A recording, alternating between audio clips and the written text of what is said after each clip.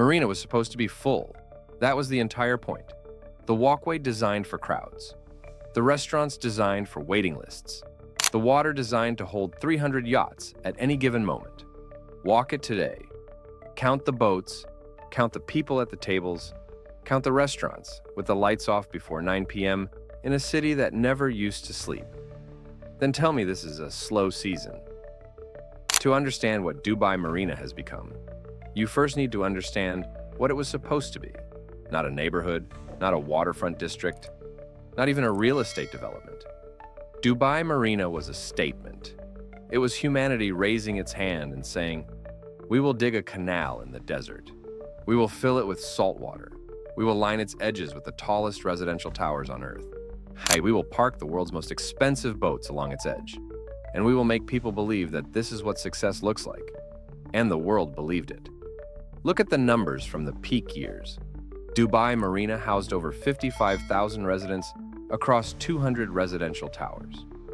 On any given weekend, the marina berths were home to over 900 registered vessels, ranging from weekend speedboats to 40-meter super yachts, belonging to European billionaires and Gulf royalty alike. The JBR waterfront strip, Jumeirah Beach residents, generated retail revenue that placed it in the top 15 most valuable waterfront retail strips on the planet. On Friday evenings, the waiting time for a restaurant table along the promenade was never under 45 minutes. Not because restaurants were scarce, because the demand was simply endless. Dubai Marina attracted a very specific kind of person, not the richest person in the room, the person who wanted to be seen becoming rich, the young banker from London doing his 3-year Gulf rotation, the tech entrepreneur from Bangalore who just closed a Series B, the European couple semi-retired at 44, living off investment income and permanently lightly tanned. This was their cathedral. And like all cathedrals, its power came not from the stone and glass that built it. Its power came entirely from the belief of the people inside it. The moment that belief cracked, not shattered, just cracked, everything the marina represented began its quiet collapse. Because Dubai Marina was never a place. It was a feeling. And feelings, unlike steel and concrete, cannot be maintained with a maintenance contract. No, it didn't begin dramatically. The first crack was barely audible. A European travel advisory issued in the 3rd week of February 2026. Not a red zone designation, not a full evacuation order. Just a government-issued recommendation for citizens to exercise increased caution when traveling to the UAE. In normal times, that sentence changes nothing. But Dubai Marina did not exist in normal times. It existed in a carefully constructed atmosphere of perceived normalcy, maintained by an invisible infrastructure of international confidence, seamless connectivity, and the unspoken agreement that this corner of the Middle East was somehow exempt from the region's volatility. That agreement ended in late February. Now, when geopolitical tension escalated to the point where red streaks of missile defense fire were visible in the night sky over the Persian Gulf, Dubai Marina's residents didn't need a government advisory to tell them something had changed. They watched it from their balconies. Imagine that. You paid $3.2 million for a high-floor apartment with a marina view. And now, you're standing on your balcony, holding a glass of wine, watching intercept flares arc across the sky over water you can see from your living room window. The next morning, 3 of the 6 residents on your floor have called their real estate agents. Not to buy, not to upgrade, to list. Within 72 hours of the late February incident, real estate listing platforms reported a 340% spike in new marina property listings. Not purchases. Listings. The market didn't just slow, it inverted. Everyone was trying to sell to a buyer pool that had quietly, almost simultaneously, decided to wait. And when a market inverts in a place that runs entirely on confidence, the collapse does not move at the speed of economics. It moves at the speed of fear. Walk to the marina edge right now. Look at the berths. Count the vessels. 12 months ago, you would have struggled to find an empty slip between Gate Avenue and Marina Mall. Now, entire sections of the berth infrastructure stretch out in silence. wooden dock planks bleached by the sun, metal cleats with no ropes attached, water that barely ripples because nothing is moving through it. The yachts left first. This is always how you know a place is truly in trouble. Not when the residents leave. Not when the restaurants close. When the yachts disappear. Because yacht owners are not emotional about geography. They are perfectly rational actors, with a floating asset that can be repositioned to any marina on Earth within days. And that is exactly what happened. By the end of March 2026, marina management data showed that 68% of registered vessels over 20 meters in length had either been relocated or formally deregistered from Dubai Marina. The most common destination ports cited in transfer documentation: Limassol in Cyprus, Porto Montenegro, Palma de Mallorca. These are not emergency destinations. These are considered pre-planned destinations, the kind you research before you need them, which means the yacht owners saw this coming.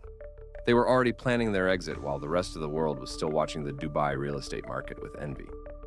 Think about what it costs to maintain a 30-meter yacht in a premium berth at Dubai Marina. Berthing fees, crew salaries, fuel, insurance, maintenance contracts. You are spending between $800,000 and $1.5 million per year simply to keep the vessel operational and docked. The moment maritime insurance premiums spiked, and they spiked hard, some operators reporting increases of over 200% in the weeks following the late February events, the calculation changed overnight. Suddenly, relocating to Montenegro wasn't a lifestyle downgrade. It was a financial decision that paid for itself inside 6 months. And so, they left. Quietly, efficiently, without announcement. One morning, the berth was full. The next morning, it wasn't. And it never filled again. JBR Jumeirah Beach residents, 2 kilometers of waterfront retail, open-air restaurants, beach clubs, coffee shops, boutiques, ice cream stands, shisha lounges, art installations, weekend markets. On any Saturday evening in 2024, you could walk the full length and never feel the pavement beneath your feet because the crowd was so dense it carried you forward. Walk it now. Start at the northern end, near the Ritz-Carlton. The hotel is still operating. Technically. The lobby lights are on. There's a concierge at the desk. But the pool deck that once required a reservation 3 weeks in advance now sits at perhaps 15% capacity. Mostly long-term residents who haven't yet left, moving through the space like survivors of something they can't quite name. Keep walking south. The outdoor cafe that once had a 6-month waiting list for a permanent table contract. The kind of restaurant that charged $40 for a coffee because the view justified it, has a handwritten sign in the window. Temporarily closed for renovation. The renovation has not started. There are no workers. There is no renovation. The sign is what businesses put in the window when they cannot afford to say what is actually happening. Keep walking. The beach club that hosted Weekend DJ sets drawing 2,000 people every Friday is dark. Not closed permanently, according to their social media, which still posts aspirational content from events that took place in 2024. But the doors are locked. The sun loungers are stacked and strapped with cable ties. The swim-up bar has been drained. Water delivery data for the JBR strip, a cold metric, but a precise one, shows consumption down 84% from peak levels. You cannot fake that number. Water gets consumed when people are present. When the number drops by 84%, the people are simply not there. Keep walking. At the southern end of JBR, where the beach curves and you get your widest view of the marina water, there is a spot where on New Year's Eve, 2024, over 40,000 people stood to watch a fireworks display. The concrete beneath your feet still has faint markings from where temporary crowd barriers were installed. Now, there's a plastic bag moving slowly across the empty ground in the sea breeze. That is the entire picture of JBR in April 2026. Not destruction, Just the quiet, relentless process of a place forgetting how to be alive. Look up. Dubai Marina's residential towers were not built to be empty. Yet they were engineered for density. 55,000 people living in vertical stacks, sharing elevators, pools, gym floors, lobby spaces. The buildings only work properly when they are full. The economics of the maintenance contracts, the building management fees, the shared service infrastructure, all of it is calculated on the assumption of occupancy. When occupancy drops, the math breaks.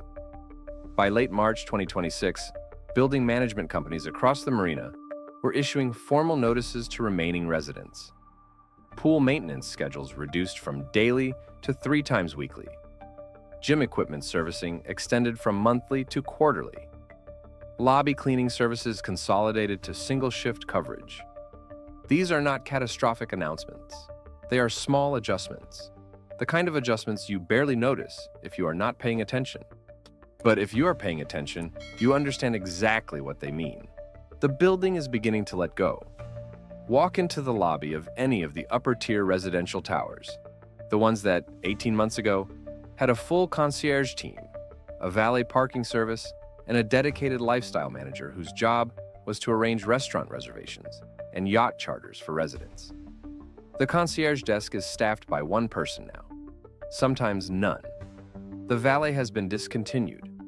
The lifestyle manager position has been eliminated. Take the elevator to a high floor.